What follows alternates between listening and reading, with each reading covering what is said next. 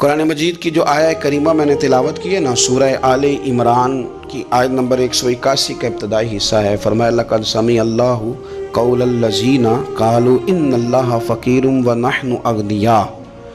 فرمایا بے شک اللہ نے سن لیا ہے جن لوگوں نے یہ کہا ہے کہ اللہ فقیر ہے اور ہم غنی ہیں، معاذ اللہ، اللہ نے سن لیا ہے۔ یہ سورہ آل عمران ہے۔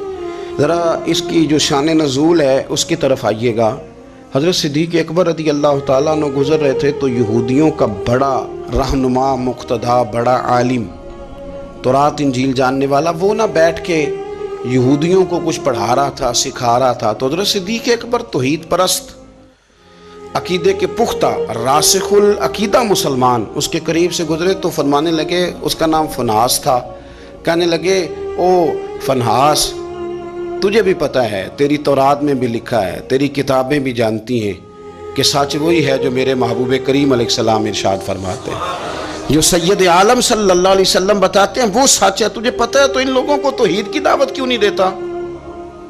یہ پھر شرک میں، بت پرستی میں، کفر کی طرف بڑھتے جا رہے ہیں۔ ان کو پیغام توحید دے، یہ اللہ تبارک و تعالیٰ کی عبادت کریں، اس مالک کی جس نے میرے نبی پاک کو اپنا رسول بنا کے بھیجا، اس طرف ان کی رغبت دے۔ تو وہ فنحاس جو تھا اس نے بڑی کفریہ جملے معاذ اللہ بولے۔ وہ کہنے لگا کہ اس رب کی ہم عبادت کریں جو ہمیں کہتا ہے کہ قرض حسنہ دو، اللہ کو قرضہ دو، وہ تمہیں ڈبل کر کے واپس کرے گا۔ صدقات اور زکوٰۃ کا معاذ اللہ اس نے مذاق اڑایا، کہنے لگا اللہ ہم سے کہتا ہے میری راہ میں خرچ کرو، معاذ اللہ استغفر اللہ۔ کہنے لگا اس کا معنی تو یہ ہوا نا کہ ہم غنی ہیں اور اللہ فقیر ہے۔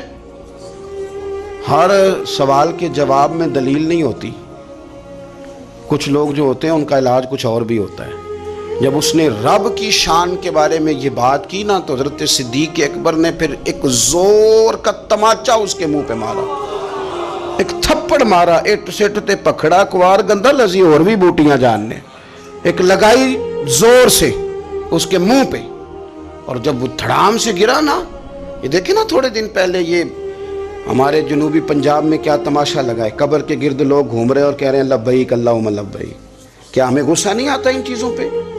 ہمیں جلال نہیں آتا؟ اس طرح اسلامی شعائر کا مذاق اڑایا جائے گا؟ شرم نہیں آتی ان لوگوں کو؟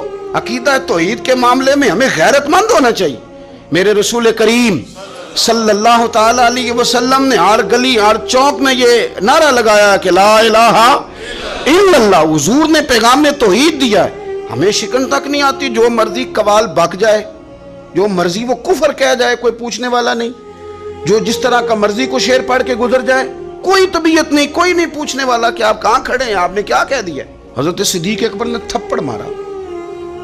اب وہ چونکہ ان کا بڑا مقتدا تھا، پیشوا تھا، وہ حضور سید عالم صلی اللہ علیہ وسلم کی بارگاہ میں آیا اور وہ سارے لوگ آئے، نے آ کے کہا جی ابو بکر نے تھپڑ مارا ہے۔ تو نبی کریم صلی اللہ علیہ وسلم نے فرمایا بلائیے ابو بکر صدیق کو۔ حاضر بارگاہ ہوئے، آپ نے تھپڑ مارا ہے؟ کہا حضور مارا ہے۔ بالکل مارا ہے۔ کیوں مارا ہے؟ یا رسول اللہ صلی اللہ علیہ وسلم اس نے یہ کہا تھا معاذ اللہ کہ اللہ فقیر ہے ہم غنی ہیں، میرے رب کریم کی شان کے بارے میں یہ اس نے جملے بولے تو میں نے مارا ہے تھپڑ۔ حضور نے فرمایا تو نے کہا ہے؟ کہنے لگا جی نہیں میں نے تو کہا ہی نہیں، میں نے تو نہیں کہا۔ اس کے جتنے لوگ تھے ان سے کہا بھی تم موجود تھے، اس نے کہا ہے؟ وہ کہنے لگے جی نہیں نہیں اس نے تو کہا ہی نہیں۔ عوام مسلمان تھا ہی کوئی نہیں جو جناب صدیق اکبر کی گواہی دے، جو صدیق کی صداقت کے لیے کھڑا ہو، تھا ہی کوئی نہیں۔ جب وہ سارے کہنے لگے جی نہیں کہا ہی نہیں، یہ معاذ اللہ غلط کہہ رہے ہیں، کہا ہی نہیں، جب وہ سارے مکر گئے تو رب کریم کے قرآن نے بولنا شروع کر دیا۔ یہودی مکر گئے اور جناب صدیق اکبر کی گواہی جب بندوں میں سے کوئی دینے والا نہ رہا تو مالک نے فرمایا میں جو گواہ ہوں ابو بکر صدیق، میں جو گواہ ہوں لقد سمع اللہ قول الذین قالوا ان اللہ فقیر ونحن اغنیاء۔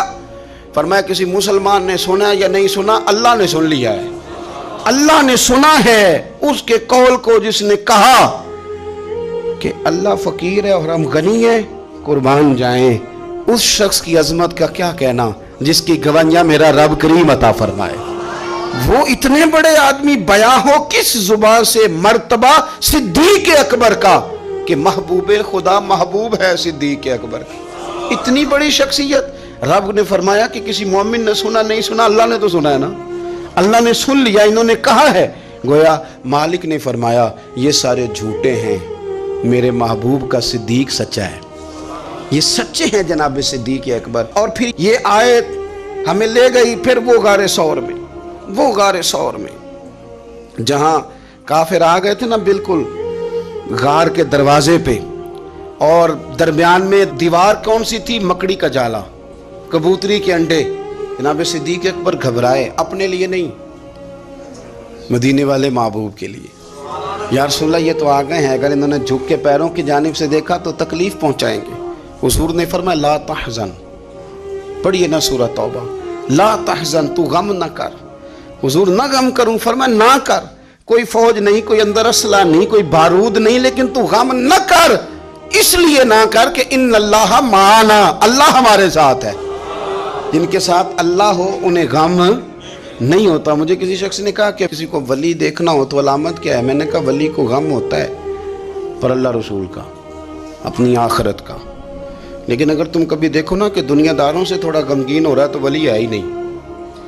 अगर वो ये देख रहा है ना बंदे ना इधर उधर हो जाएं, तो वली की तो अलामत ये है कि अला इन्ना औलिया अल्लाह ला खौफुन अलैहिम वला हुम यहज़नून, उन्हें कोई गम और खौफ, तो ये तो कुरान ने बयान किया है कि वो खौफ ज़दा करे जिसने जो करना है, वो खौफ ज़दा क्यों? कि औलिया अल्लाह के दोस्त हैं, अल्लाह का दोस्त बंदों का गम रखता नहीं। हजरत सिद्दीक अकबर रदी अल्लाह ताला अन्हु वो हस्ती हैं कि जिनकी गवाहियां मेरा रब करीम इरशाद फरमाता है। फिर आप गौर करें इस बात पर, यहाँ से जो बात साबित होती है वो ये है कि सच बोल दें, सच्चे बन जाएं, सच के लिए खड़े हो जाएं। बंदा कोई मदद के लिए आए ना आए, रब जरूर मदद फरमाएगा, वो अपने कर्म से मददगार बनेगा। सच के लिए खड़े हो। आपने जिंदगी में ये नहीं देखना कि आपके पीछे लोग कितने चल रहे हैं, देखना ये है कि हम जिस रास्ते पे हैं वो रास्ता सच्चे लोगों का है, वो अंदाज ठीक है, हमारी सोचों ने जो जाविया बनाया वो सच वाला है, वो इखलास वाला है। अगर आप लिल्लाहियत वाले हैं तो चलते रहें चलते रहें चलते रहें। घोड़ा जब दौड़ता है ना तो कभी कभी झाड़ियां भी उसके पैरों पे आ ही जाती हैं, लेकिन शर्त यह है कि वो दौड़ता रहे, मंजिल उसकी ठीक हो, दौड़ता रहे। वो अगर झाड़ियां कभी पैरों को लग जाएंगी तो फिर उतर भी जाएंगी, लेकिन उसका काम यह है कि वो दौड़े, चलते रहें।